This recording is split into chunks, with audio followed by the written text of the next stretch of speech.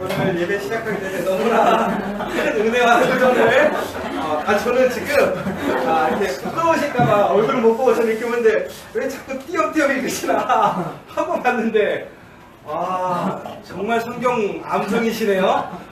우리 다음번에 누구죠? 정권입니다. 우리 청년들에게 귀한 은혜가 있기를 간절히 소망합니다. 이렇게 다시 오늘 북한 주일날 여러분과 함께 할 수 있게 돼서 다시 한번 감사드리고요. 특별히 다시 한번 우리 좀 광고 내용들을 좀 덧붙일 것이 있는데, 그래서 첫 번째가 우리 교회에 등록하시는 분들이 가장 염려하시는 게 그거더라고요. 우리 교회 등록하면 기도시키실까봐 등록을 못 하시겠다고 그런 얘기를 하시더라고요. 절대로 기도 먼저 시키진 않고요. 기도는 직분자 대하시킵니다. 성경 봉독은 근데 하셔도 됩니다. 그래서 여러분들 그런 거에 부담 갖지 마시고, 내가 정말 하나님의 그 나라의 교회에 함께할 마음이 있으시다면, 고백이 있으시다면 기쁨으로 함께 우리 커피와 교회에 등록해 주시면 감사하겠고요. 또 한 가지는 저희가 정말 이 9월 달에는 다시 기도로 시작해야 되겠다. 특별히 그래서 저희가 9월에 말씀 사경회를 준비하는데 어떤 분을 모실까 참 고민이 많았어요. 그래서 결정을 했는데 시골 목사님을 모시기로 했습니다. 우리 교회 성도님들에게 딱 맞는 분들인 것 같습니다. 그래서 그분 주일날 예배드리지 말라고 오라고 했습니다.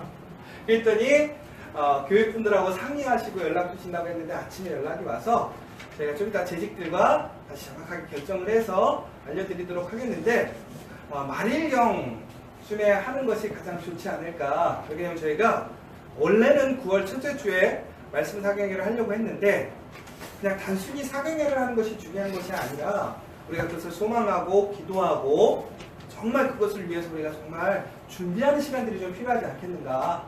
그래서 그때 저희가 지난번 1월 달에 했던 것처럼 말씀 사경회 아침에 한번, 오후에 한번 하고 저녁에는 모든 교회들 함께 식사하는 시간을 가지면 정말 풍성한 잔치가 되지 않을까. 여러분들 기억하시고 기대해 주시면 다음 주에 정확한 모든 일정과 계획들을 알려드리도록 하겠습니다.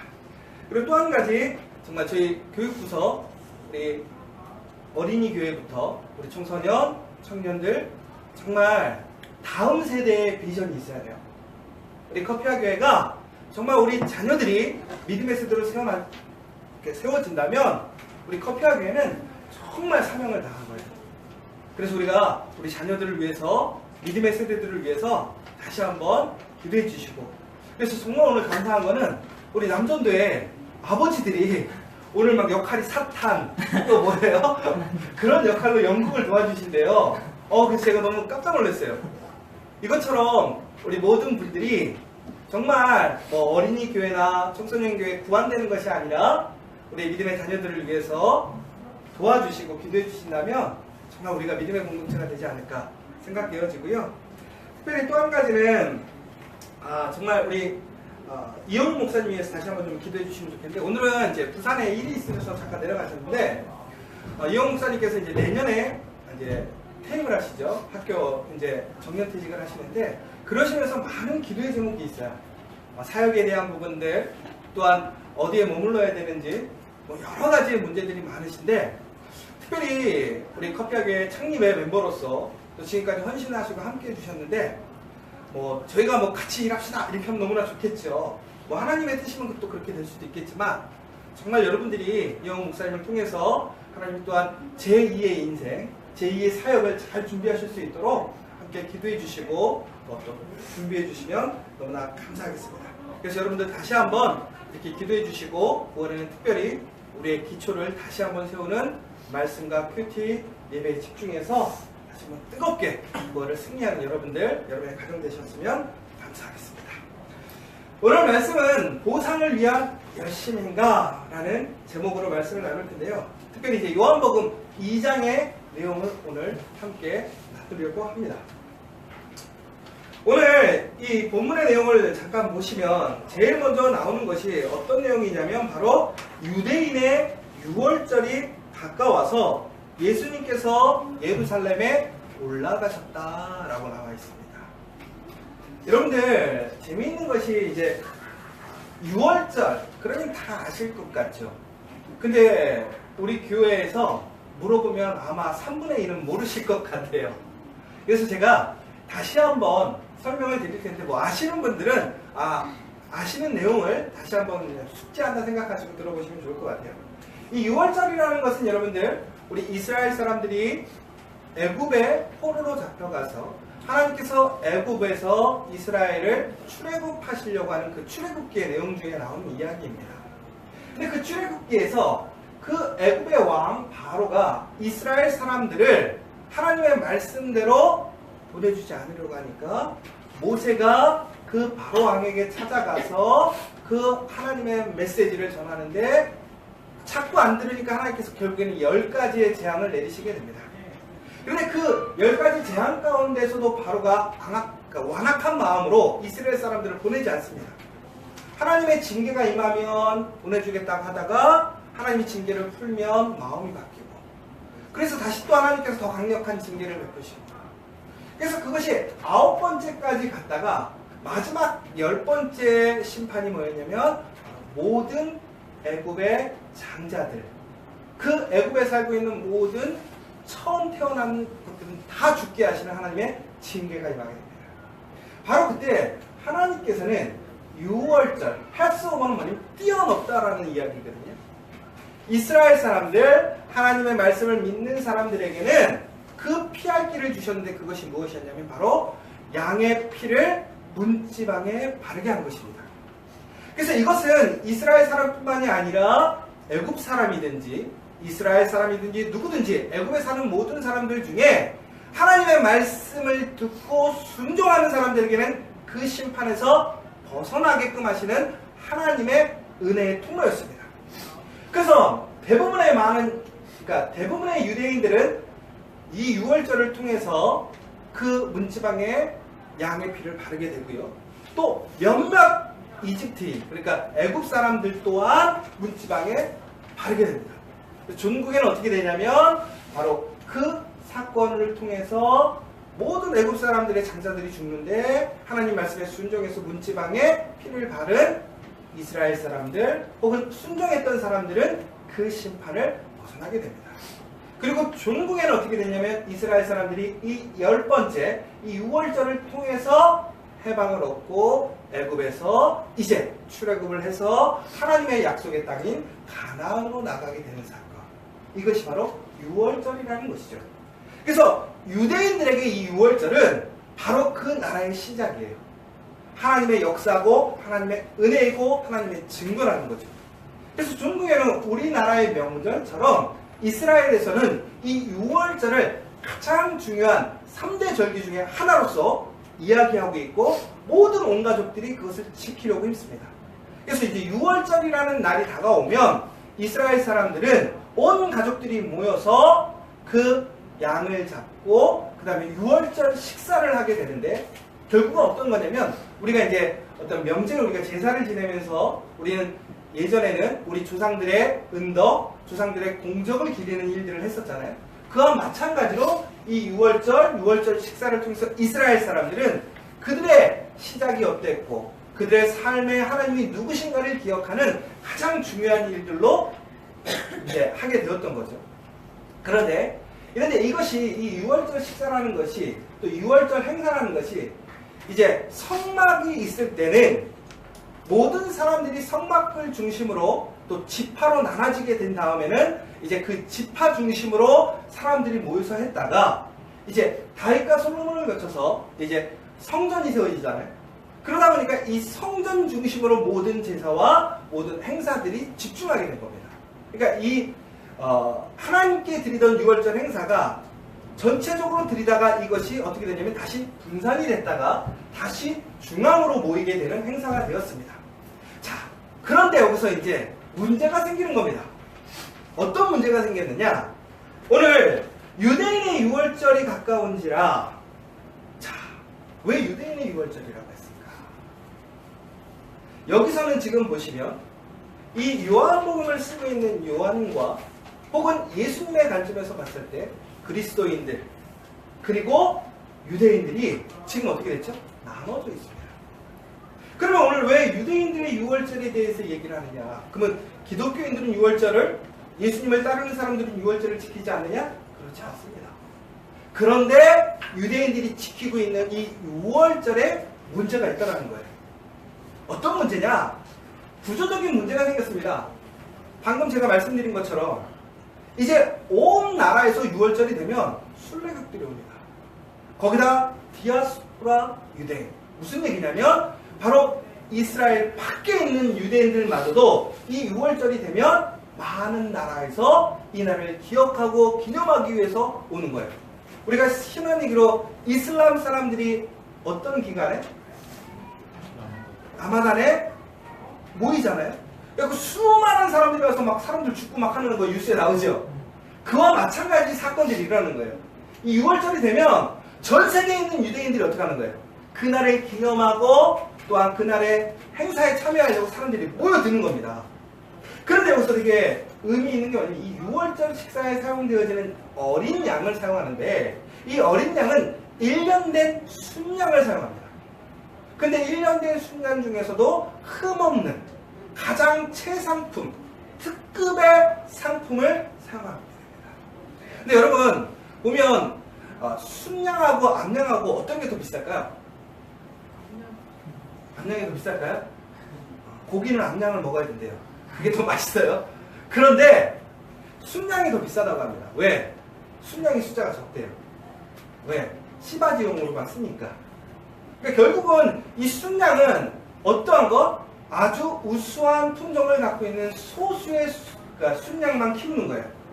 근데 그 중에서 가장 최상품을 쓴다는 건 뭐예요? 그만큼 중요한 사건. 우리 삶의 재산 가운데서 가장 핵심을 어떻게 하는 거예요? 드리는 거예요. 왜? 그만큼 가치 있는 우리의 시작이고 끝인 그 모든 사건의 중심이기 때문에 그것을 드려도 아깝지 않다는 고백이라는 거죠. 그런데 이 흠없는 이 양을 사용을 해야 되는데 문제가 방금 이 양을 쓰려면 미리 잡기 전에 일주일 정도를 또한 분리시키거든요. 왜 그러냐면 그 순전한 양이 그 일주일 사이에 스트레스를 받거나 혹은 다른 양에게 어떤 상해를 입지 않게 더 거룩하게 구별하려고 구별을 짓는 그런 행위까지 하게 됩니다. 그런데 여러분 보세요. 만약에 예루살렘에서 우리가 지금 예배를 드려 제사를 드려야 되는데 양을 데려온다고 생각해 보세요. 1년 동안 흠없는 양을 데려왔어. 그러면 예루살렘에 사는 사람은 데리고 와도 문제가 없는 거죠. 그런데 여기서 조금만 거리가 생겨도 어떻게 되는 거죠? 문제가 생길 요소가 생기는 거예요. 더 나아가서는 외국에서 살던 사람들이 흠없는 양을 데리고 오면 걔가 흠이 없겠어요? 있겠어요? 100% 생기죠. 오는 사이에 병들 수도 있고 상처가 생길 수도 있게 되는 거예요. 그러니까 이 구조적인 문제가 생긴 거예요. 그러다 보니까 어떻게 합니까? 예루살렘에서 그것을 예방하고 돕는 차원에서 이제 예루살렘 성전에서 그 거룩한 양들을 어떻게 하는 거예요? 팔기 시작한 거예요. 그런데 그것이 시작은 어떤 목적이었을까요? 그 사람들을 돕는 거였어요. 그런데 이것이 변질이 됩니다. 왜? 사람들은 참 그런 걸 되게 잘 이용하잖아요. 왜?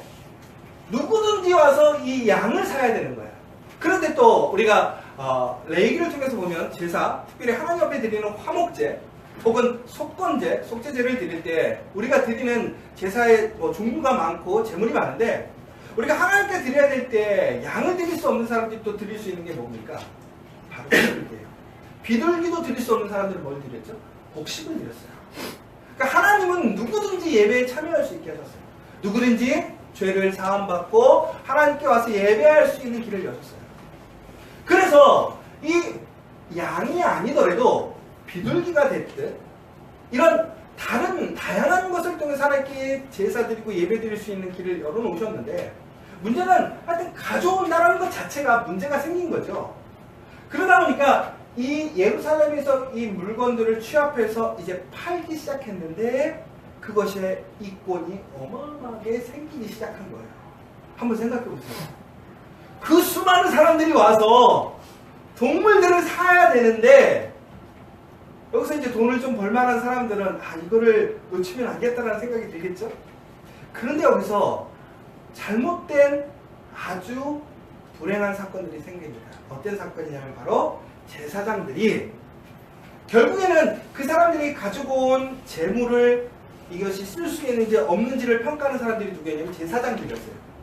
근데 제사장들이 이 모든 사람들이 갖고 오는 재물들을 어떻게 하죠? 갑자기 다 자르는 거예요. 이거는 불합격. 결국은 제사에서 쓸 수 있는 재물은 누가 합격해줘야 돼요? 제사장이에요. 그러다 보니까 결국은 뭐예요? 아무리 내가 흠없이 갖고 와도 제사장이 자르면 안 되는 사건이 된 거죠. 결국에는 제사장과 이러한 비즈니스적인 생각을 갖고 있는 사람들이 결탁을 해서 전국에는 이것을 비즈니스화 시켜버린 거예요. 산업화 시켜버린 거예요. 그리고 더 나아가서는 밖에 나가서 이렇게 싼 가격에 이런 것들을 사갖고 와서 비싸게 파는 거예요. 2배가 됐든 3배가 됐든. 여러분들 아시는 것처럼 우리가 유원지 같은 데 가면 어떻게 되는 거죠? 커피가 저희가 동네에서 먹는 것과 유원지에서 먹는 것 가격이 어때요? 비싸요. 맛은 어떻죠? 없어요. 근데 왜 사 먹죠? 유원지니까. 똑같은 거예요.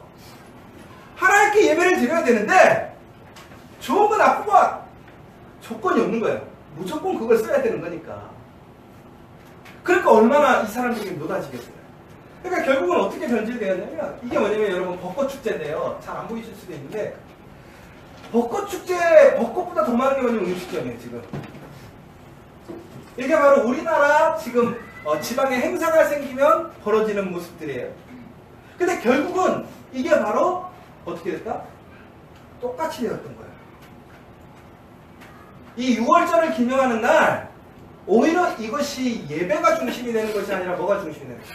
시장이 중심이 되는 거예요. 바로 이것을 예수님께서 어떻게 하신 거예요? 예루살렘의 성전에 가셔서 보시게 된 거예요. 그런데 여러분 참 아이러니한 게 이 사건이 바로 예수님 때에만 생긴 것이냐? 그렇지 않더라고요. 그 성전이 생기고 나서 얼마 되지 않아서 이 옳지 않은 행위들이 생기게 된 것입니다. 그래서 보시면 호세아서에 보면 뭐라고 다 있냐면 나는 인내를 원하고 제사를 원하지 아니하며 번제보다 하나님을 아는 것을 원하노라. 이사야 1장 10절에서 11절에 보면 너희 소돔의 간원들아 여호와의 말씀을 들을지어다. 너희 고모라의 백성아 우리 하나님의 법에 귀를 기울일지어다. 여호와께서 말씀하시되 너희의 무수한 재물이 내게 무엇이 유익하뇨? 나는 수량의 번제와 살찐 짐승의 기름에 배불렀고 나는 수송아지나 어린 양이나 수염새의 피를 기뻐하지 아니하노라. 더 나아가서 또 여기 보시면 내 앞에서 못된 짓을 그만두어라. 이제는 바른 일을 배워 행하라. 정의를 실천하여 앞제 나가는 사람들을 풀어주어라. 고아의 슬픔과 가부의 한을 풀어주어라. 말라기에 보면 만군의 여호와가 이르노라. 너희가 내 제단 위에 헛되이 불사르지 못하게 하기 위하여 너희 중에 성전문을 닫을 자가 있었으면 좋겠도다. 내가 너희를 기뻐하지 아니하며 너희가 손으로 드리는 것을 받지도 아니하리라. 결국 이게 무슨 얘기냐면요. 구약에 성전이 세워진 이후에 이 사건이 얼마나 부패하게 되었냐면 하나님의 선지자들이 그 제사에 대해서 비판하기 시작합니다. 잘못되었답니다. 이 제사 하나님이 기뻐하시지 않는다. 드리지 않았으면 좋겠다. 오죽했으면 여기서 그러잖아요. 성전문을 닫아서 제사를 드리지 않게 할 수 있을 만큼 완전히 부패하고 변질돼버린 거예요. 바로 이때 예수님께서 어떻게 하신 거예요? 그 성전에 가셔서 오늘 놀라운 반전의 역사를 일으키시는 거죠. 뭐냐면 바로 성전에 가셔서 채찍을 들어서 오늘 나오는 것처럼 어떻게 되는 겁니까? 소와 양과 비둘기 파는 사람들과 돈 바꾸는 사람들이 앉아있는 것을 보시고 노끈으로 채찍을 만드사 양이나 소를 다 성전에서 내쫓으시고 돈 바꾸는 사람들의 돈을 쏟으시며 상을 엎으시더라. 더 웃긴 것은 여기서 단순히 동물만 거래하는 것이 아니라 이 사람들이 돈을 더 벌기 위해서 어떻게 했냐면 이스라엘 사람들이 1년에 한 번씩 성전세를 냅니다. 이 성전세라는 것은 뭐냐면 그 예루살렘 성전을 유지 보수하기 위해서 종교세를 내는 거예요. 1년에 한 번씩. 그런데 그 종교세를 낼 때 본인들이 사용하는 통화를 사용하지 못하게 했어요. 왜? 로마인들이 쓰는 동전에는 누구의 그림이 들어가 있을까요? 로마 황제의 얼굴이 들어가 있는 거예요.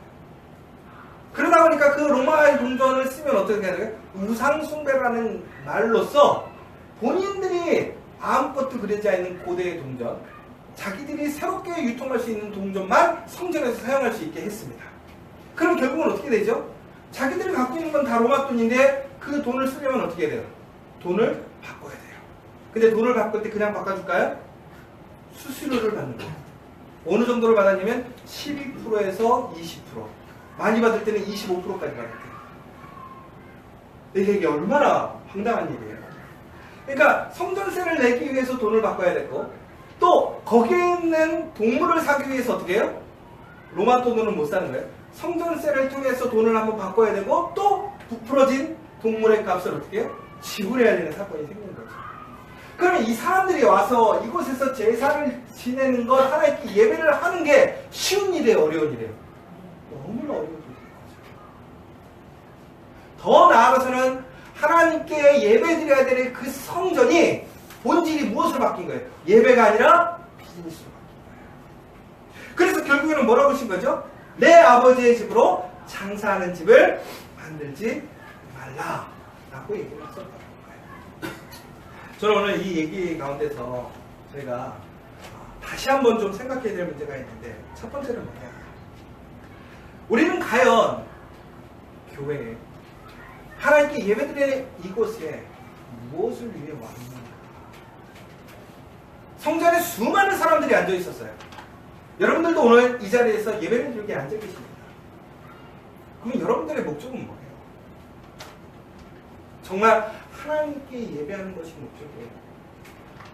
아니면 하나님의 예배를 통해서 무엇인가 내가 얻기를 원하는 거예요? 오늘 제목이 뭐냐면 보상을 위한 열심입니다. 근데 좀 이따가 뒷부분에 얘기를 할 건데, 여러분 예배 드리는 데 있어서 예배를 드림으로 인해서 여러분 받을 보상을 기대하고 앉아있지는 않으십니까? 근데 이걸 정말 우리가 좀 깊이 있게 생각해야 될 문제예요. 진지하게 생각해야 될 문제예요. 여러분 우리가 예배를 드린다고 하는 것, 하나님을 예배한다라는 것, 가장 큰 복이에요. 영광이에요. 하나님은 그 예배자를 통해서 하나님이 영광 받으시길 원하고, 하나님께 예배하는 사람을 사용하셔서 하나님의 일을 이루어 가십니다. 결론적으로 우리가 봤을 땐 결국은 하나님께 예배하는 사람이 하나님께 사용되어짐으로 하나님의 능력을 힘입어서 하나님의 복을 받는 거예요. 하나님의 놀라운 역사를 일으키시니까. 그런데 여러분, 우리가 생각하는 그러한 보상이 오지 않는다면 여러분들은 오늘 이곳에서 예배드릴 수 있어요? 그렇게 수많았던 사람들이 예루살렘 성전에 모여 있습니다.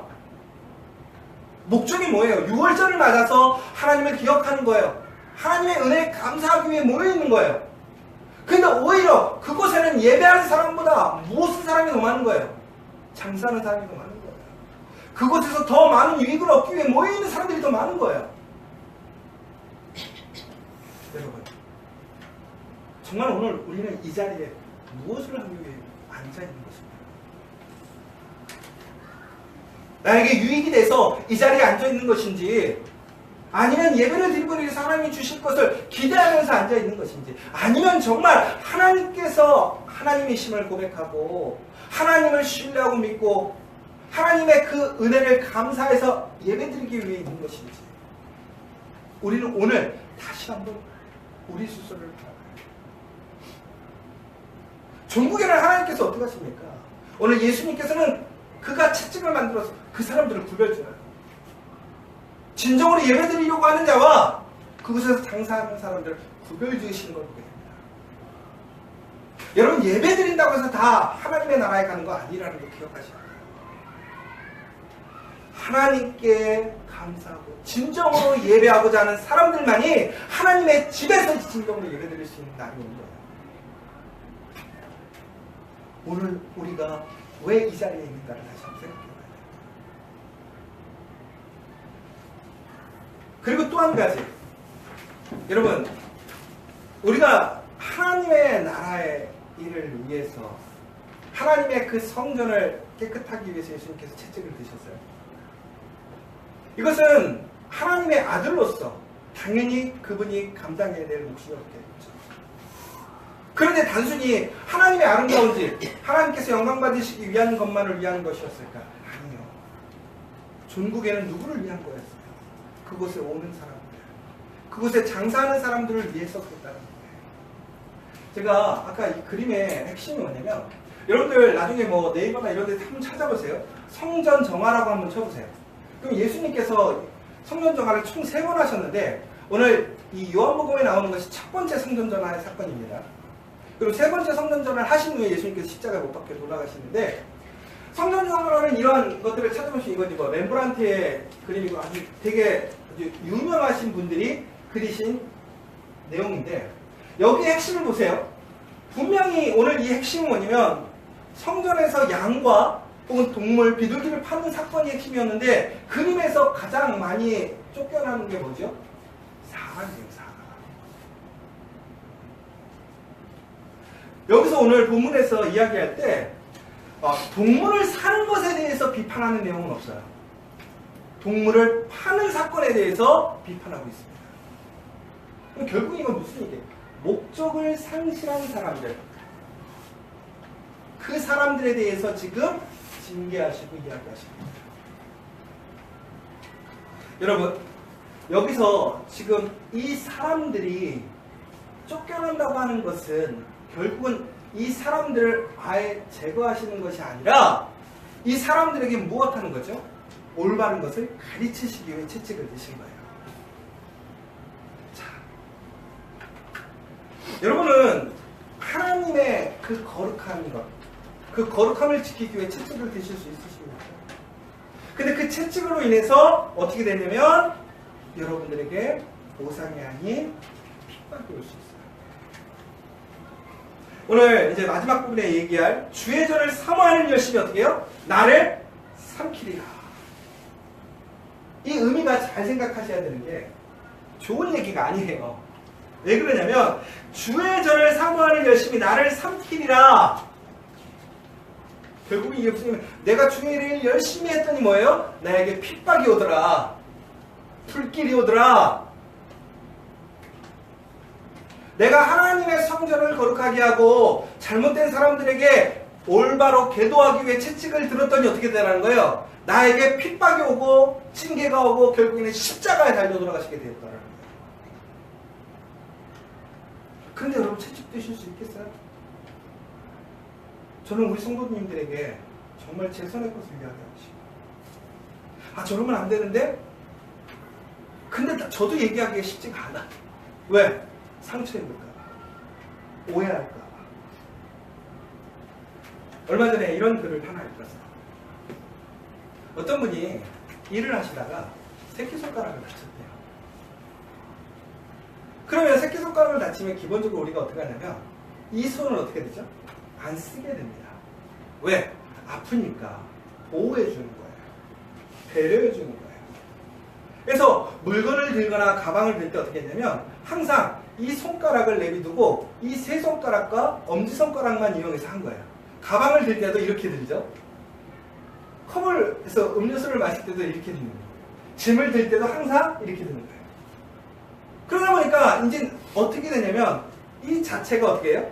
배제된 상태에서 이 네 손가락만 가지고 생활을 하게 된 거예요. 그런데 목적은 뭐예요? 얘를 배려해 주는 거예요. 치유될 동안 지켜주는 거죠. 근데 어느 정도 시간이 지나다 보니까 처음에는 의식적으로 이 손가락을 안 움직이고 이 네 가지 손가락만 움직였는데 어느 정도 시간이 지나다 보니까 어떻게 되는 거예요? 얘가 아예 무의식적으로 배제되는 거예요. 그냥 이것만 움직이는 게 시작하는 거예요. 그런데 이제 어느 정도 시간이 다 지나고 회복이 됐어요. 그런데도 어떻게 되는 거죠? 몸에서 이게 버릇이 되는 거예요. 그리고 나 스스로도 어떻게 해요? 이게 약하니까 배려해야지. 내비둔 거죠. 근데 어느 날 길을 가시다가 일을 하시다가 넘어지시게 된 거예요. 근데 우리가 보통 넘어지면 어떻게 되냐면 손을 피감과 손을 오므리죠. 이렇게. 근데 이분은 넘어지면서 손을 오므린 거예요. 근데 어떻게 오므렸을까요? 이렇게 오므린 거예요. 결국엔 어떻게 됐을까요? 새끼손가락을 또 다쳤어요. 근데 그분이 거기서 딱 느꼈다는 거예요. 내가 내 손가락을 다치겠구나. 우리는 내버려 두는 것이 좋은 거라고 생각한다. 분명히 내버려 둘 때도 있어요. 그러나 이제 회복되어지면 어떻게 돼요? 자기의 역할을 하게 해야 돼요. 이런 일이 또 하나 있었어요. 제가 이제 얼마 전에 아주 거금을 들여서 임플란트를 했어요. 이 젊은 나이에 어금니를 정말 하기 싫었는데 방법이 없어서 했어요. 근데 생각보다 이 임플란트라는 게 시간이 오래 걸리더라고요. 발치하는 것부터 해서 또 이게 어느 정도 다시 그 안에 뼈가 차는 시간, 또 이제 구멍을 뚫어서 나사를 넣고 또 기다려야 되고, 또 바로 이빨을 하는 게 아니라 또 기다렸다가 또 그 위에 하나를 더 씌우고, 또 그것도 적응이 된 다음에 또 하고, 또 다 했는데 그것도 임시적으로 이게 또 염증이 생기나 안 생기나 하는 거예요. 그래서 제가 몇 달이 걸려서 이제 지난주에 이제 1차적으로 딱 끝난 거예요. 그리고 이제 매달 한 번씩 하러 가야 되는 거죠. 그런데 너무나 놀라운 게 사람들이 이제 이빨을 하고 나서 이제 물어보죠. 아프세요? 안 아프세요? 물어보잖아요. 저는 이 이빨이 뼈를 뚫어서 해놨으니까 이 밑에 어금니가 아플 줄 알았거든요. 딱 음식을 씹는데 갑자기 어디가 아팠을까요? 윗 어금니가 아픈 거예요. 왜 아픈지 아세요? 너무 안 써서. 그래서 제가 치과에 가서 얘기했어요. 그랬더니 맞대요. 안 써서 아픈 거예요. 근데 그 순간 제가 무슨 생각이 드냐면 너무 아프니까 아싸리 안 하는 게 낫겠다 생각이 드는 거예요. 이거 뭐야, 했으면 안 아파야 되는데 아픈 거 아니야. 그런데 일주일 지나니까 어떻게 돼요? 안 아파요. 근데 일주일을 참지 않고 내가 임플란트를 뽑았다면 어떻게 됐을까요? 결국에는 위쪽 어금니가 다 내려온대요. 그러면 결국에는 위아래 다 못 쓰는 거예요. 제가 이 얘기를 해드리는 게 무슨 얘기냐, 우리 삶 속에서 우리가 무엇인가 정리할 때에 그거에 따르는 아픔이 있어요. 힘듦이 있어요. 근데 우리는 그것 때문에 주저해요. 여러분, 그러나 진정으로 사랑한다면 어떻게 해야 돼요? 그 아픔까지도 감당할 수 있어야 돼요. 예수님은 채찍을 들므로 오히려 칭찬과 환호가 아니라 오히려 핍박과 비판을 받았어요. 그러면 어떻게 하셨다는 거예요? 예수님은 그 일을 하셨다는 거예요. 왜? 그것이 사명이니까. 그래서 제가 다시 생각을 바꿨어요. 우리 성도님들에게 채찍을 들어야 되겠구나. 그럼 채찍이라는 게 과연 뭐냐 이거예요. 여기서 되게 중요한 거예요. 그럼 채찍이라는 건 사람을 아프게 때리기만 하면 채찍이에요? 예수님이 채찍을 들음으로 인해서 예수님은 결국에는 뭘 감당하게 됐다고요? 십자가를 지시게 되었다는 거예요. 남을 때림으로 인해서 내 목숨을 내어준 거예요. 무슨 얘기예요? 남에게 옳은 길을 제시하기 위해 내 목숨을 내어놓을 수 있는 것이 올바른 채찍이라는 거예요.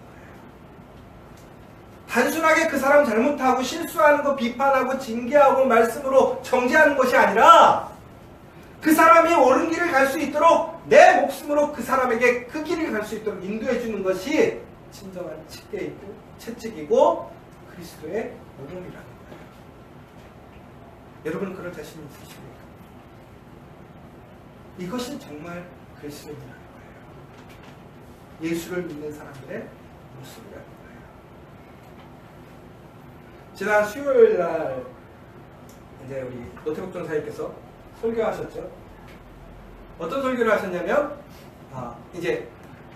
안디옥 교회를 통해서 우리가 이제 여러분이 잘 아시는 것처럼 그리스도인이라 칭함을 받습니다. 그럼 그리스도인이라 칭함을 받는 시점 포인트가 있잖아요. 그 사람들의 변화된 모습이 있어요. 그리스도인으로 보이는 분명한 구별되는 모습이 있어요. 여러분, 우리가 예수를 믿는 사람이라면 그 구별된 모습이 분명히 나타나야 될 거예요. 다른 것이 보여야 될 거 아니에요. 여러분, 그러나 정말 두려움 때문에 핍박 때문에 그거에 멍거리는 사람이 되지 마십시오. 여러분 보시면 오늘 예수님께서는 그럼에도 불구하고 주의 전을 사모하는 열심으로 예수님은 그 일에 감당하셨는데, 여러분 재밌는 게 이제 오늘 이 핵심인데 간단히 얘기하고 끝낼게요. 보상을 위한 열심인가라는 핵심을 이제 얘기를 하려고 하는데, 여러분 그 욥기에 보시면 사탄이 욥을 이제 시험하잖아요. 여러분 이제 욥기라는 걸 안 읽어보신 분들도 많으실 거예요. 근데 성경에서 의인 중에 의인, 하나님께서 정말 신뢰하고 믿을 만한 한 사람이라고 얘기하는 사람이 욥이고, 근데 그 욥이라는 사람을 사탄이라는 이 사람이 이제 결국에는 시험하는 내용이 나오는데, 거기서 우리에게 주는 메시지가 하나가 있어요. 뭐냐면 이 욥이 결국에는 이 사탄의 시험을 통해서 자기의 재산, 가족 모든 걸 다 잃어버립니다. 그럼에도 불구하고 하나님 앞에서 자기의 믿음, 하나님의 신앙을 잃어버리지 않다가 나중에 뭐 한 번 정도 실수는 하는데 끝까지 그의 믿음을 지키는데, 결국에는 그가 어떻게 됐냐면 하나님의 큰 보상을 받는데, 어떻게 그가 잃어버렸던 것보다 더 많은 자녀와 재산의 풍성한 복을 받게 됩니다. 그런데 아주 재밌는 포인트는 뭐냐면, 사탄이 이 욥을 시험할 때 이 욥이 왜 하나님 잘 믿는 줄 아세요? 물어본 거예요. 하나님 스스로가 좋아서, 하나님이 좋아서가 아니라 뭐라고요? 사탄이 여호와께 대답해, 욥이 어찌 까닭없이 하나님을 경외하니까. 그러니까 사탄이 얘기를, 사람들이 하나님 믿는 거는 다 이유가 있다라는 거예요. 보상이 있기 때문에 하나님 믿는 거지, 보상 없으면 하나님 안 믿는다 이거예요. 핵심이. 그래서 이 얘기는 결국은 뭐예요? 우리가 하나님께 얻으려는 것이 있기 때문에 하나님 믿는 거지, 우리가 예배하는 것은 하나님께 받으려고 하는 것이 있기 때문에 하나님께 예배하는 거지, 우리가 하나님께 무엇인가 청구하려고 하나님을 경배하는 거지, 하나님 스스로가 좋아서 예배하는 게 절대 아닙니다. 여러분은 어떠세요? 여러분은 하나님께 예배하는 이유가 뭐예요? 그런데 신기한 것은 하나님은 그렇지 않다. 욥을 시험해 봐라. 그 얘기를 합니다. 그래서 욥기의 결론은 뭐냐면, 하나님을 까닭없이 예배한 그 욥의 모습이 나오는 거예요. 그런데 아이러니한 게 욥기의 마지막 부분에 결론은 뭐였죠? 하나님이 더 크게 채워주시는 복이 나와요. 그래서 이게 성경의 모순이다. 아니 사탄이 까닭없이 왜 오겠냐고, 이유가 있어서 보상받으니까 했는데, 아니다, 보상 없다, 보상 없어도 걔는 나 믿는다 했는데 나중에 결국 뭐 한 거예요? 보상 받은 거예요. 그럼 결국은 보상을 기대해야 된다? 이 결론이에요? 아니죠. 보상이라는 것은 결과가 아니라는 거예요. 보상이라는 것은 은혜일 뿐이라는 거예요. 여러분, 예수님께서 왜 십자가를 지셨는가? 예수님께서 왜 불같은 채찍을 들고 그가 주의 전을 사모하는 열심을 발휘했는가? 보상이 있어서 그 보상은 결국 뭐예요? 십자가였다니까요. 사람들의 배신과 비판이었다니까요. 그런데 그가 그 열심을 냈던 이유가 뭐예요? 하나님을 사모했던 거예요. 하나님을 사랑했던 거예요.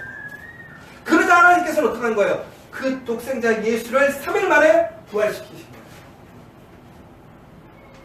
여러분 이거 되게 중요한 차이예요. 하나님을 사랑하고 하나님의 말씀에 순종할 때에 우리는 하나님의 은혜를 경험하는 거지, 우리가 말씀을 순종했기 때문에 그 은혜가 당연히 온다는 것은 아니라는 거예요. 여러분들이 오늘 이 시간 그 예배에 하나님의 목적이 되지 않고 하나님이 주실 보상이 목적이라면 여러분 결코 하나님 만날 수 없어요. 하나님의 크신 은혜를 경험할 수 없어요. 제가 여기 우리 희준이랑 우리 청년들 있는데, 우리 주일학교 애들이 저렇게 많은데 쟤네가 대학생이 될 때 우리 교회 몇 명이나 남아있을 것 같으세요? 몇 명이나? 제가 신기한 게, 영선 씨가 내가 초등학교 때 전도에서 교회를 왔다가 교회를 계속 다녔어. 그쵸? 한 번도 안 끊고 저런 케이스는 되게 신기한 케이스야. 근데 대부분의 청소년들이, 대학생들이 신앙생활을 하면서 신앙을 잃어버려. 왜 잃어버리죠? 교회에 오는 목적이 하나님이 아니라 다른 거였어. 교회에서 누릴 수 있는 친구, 혹은 프로그램, 혹은 자기가 경험하지 못했던 다른 것들이 그것에서 채워지니까 그것에 오는 거야. 그래, 교회에 와서 그것을 경험해 볼 수는 있어. 그러나 교회에서 정말 누려야 될 게 뭐예요? 하나님이라는 거예요. 예수님이라는 거예요. 예수님을 만나지 않으면 결코 교회에 남아있을 수 없어. 그러나 교회에 남지 않는 것이 중요한 것이 아니라 예수님을 만나지 않으면 결코 천국에 갈 수 없고 하나님 나라에 들어갈 수 없다는 거예요. 우리가 정말 누려야 될 게 뭐예요? 예수를 통한 구원이라는 거예요. 예수를 통한 하나님의 영광, 하나님의 천국이라는 거예요. 여러분, 우리에게 주어지는 보상이 뭐예요? 바로 그 하나님의 나라. 그것을 소망하는 여러분이 되십시오. 그러면 우리의 삶에 놀라운 역사가 일어나는 거예요. 저는 여러분들이 은혜 받기를 원해요. 하나님의 복 가운데는 정말 물질의 복도 있고요.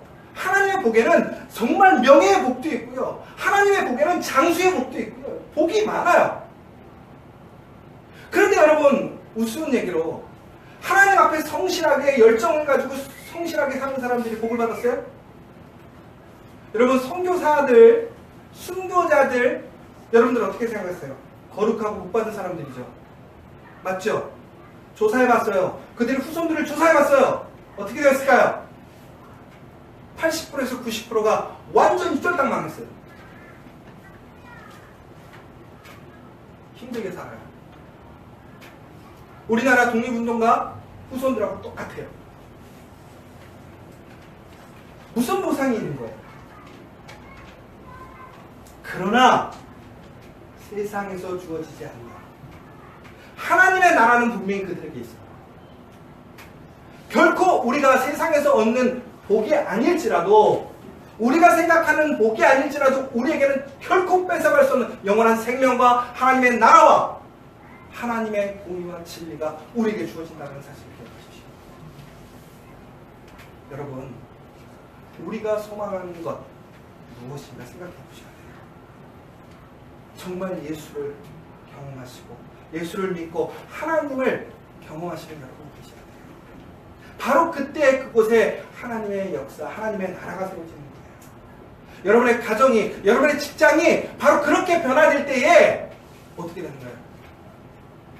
장사하는 소굴이 아니라 하나님의 성전이 되고 하나님의 성전이 되므로 하나님의 임재가 역사하고 하나님의 임재가 역사함으로 여러분의 삶이 달라지는 거예요. 그걸 경험하기를 원해요. 그러한 역사가 일어나기를 원해요. 이 시간 우리 함께 기도했으면 좋겠습니다. 여러분, 정말 여러분들은 무슨 보상을 기대하고 계십니까? 무엇을 원하고 계십니까?